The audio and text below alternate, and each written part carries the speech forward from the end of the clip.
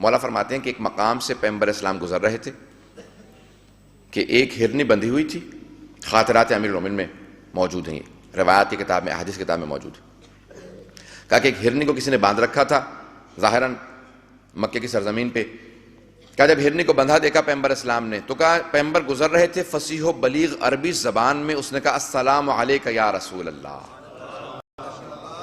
پیغمبر اسلام کی وجہ سے اس ہرنی کو زبان اللہ نے عطا کی. جیسے اس نے سلام کیا سارے صحابہ رک گئے، کہا یا رسول اللہ ہرنی عربی زبان میں کلام کر رہی ہے. پیغمبر نے کہا یہ ہرنی نہیں کلام کر رہی، یہ مجھ سے مخاطب ہے، یہ میری فضیلت ہے کہ اللہ نے اس کو زبان عطا کی ہے. اس نے فوراً کہا یا رسول اللہ آپ کا ایک ماننے والا مجھے اس پہاڑ سے باندھ کے لے آیا ہے، مجھے شکار کر کے لے آیا ہے، کسی کو تحفے میں دینا چاہتا ہے یا مجھے کھانا چاہتا ہے، لیکن اسی پہاڑی کے پیچھے میرے 2 بچے ہیں، مجھے صرف اتنی مہلت دلوا دیں کہ میں اپنے بچوں کو دودھ پلا کے واپس آ جاؤں.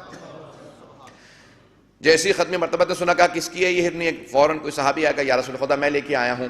کہا میں ضمانت دیتا ہوں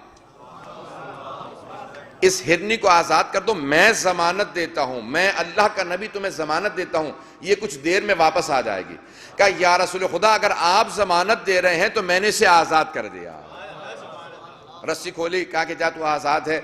اب پیغمبر اسلام نے کہا تو نے میری محبت کی خاطر اسے آزاد کیا، جا میں نے تجھے جہنم سے آزاد کروایا. عزیزان گرامی یہ حبیب خدا کا اخلاق ہے، کردار ہے.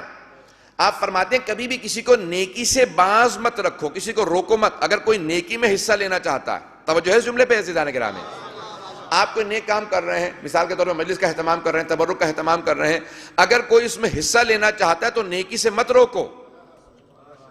آپ کوئی نیک کام کر رہے ہیں، کوئی نیکی میں شریک ہونا چاہتا ہے، پیغمبر فرماتے ہیں کہ اللہ کے ہاں ثواب کی کمی نہیں ہے، وہ اسے بھی ثواب دے گا، تمہیں بھی ثواب دے گا.